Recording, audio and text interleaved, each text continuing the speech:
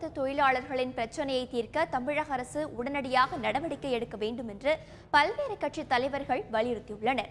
அரசு போக்குவரத்து தொழிலாளர்களின் வேலைநிறுத்த போராட்டம் காரணமாக பொதுமக்கள் பல்வேறு சிரமங்களுக்கு ஆளானதற்கு தமிழக அரசே காரணம் என்று திமுக செயல் தலைவர் ஸ்டாலின், தமிழக காங்கிரஸ் தலைவர் திருநாவுக்கரசர், மார்க்சிஸ்ட் கம்யூனிஸ்ட் கட்சியின் மாநில செயலாளர் ஜி ராமகிருஷ்ணன், இந்திய கம்யூனிஸ்ட் கட்சியின் மாநில செயலாளர் முத்தரசன், விடுதலை சிறுத்தைகள் கட்சியின் தலைவர் திருமாவளவன் ஆகியோர் வெளியிட்டுள்ள அறிக்கையில் தெரிவித்துள்ளனர். 7000 கோடி ரூபாய் அளவிற்கு போக்குவரத்து தொழிலாளர்களின் பணம் முறையற்று சட்டவிரோதமாக கையாளப்பட்டுள்ளதாகவும், இதுகுறித்த வழக்குகளில் நீதிமன்றங்கள் கொடுத்த தீர்ப்புகளை தமிழக அரசு அமல்படுத்தவில்லை என்றும் அவர்கள் குற்றம் சாட்டியுள்ளனர்.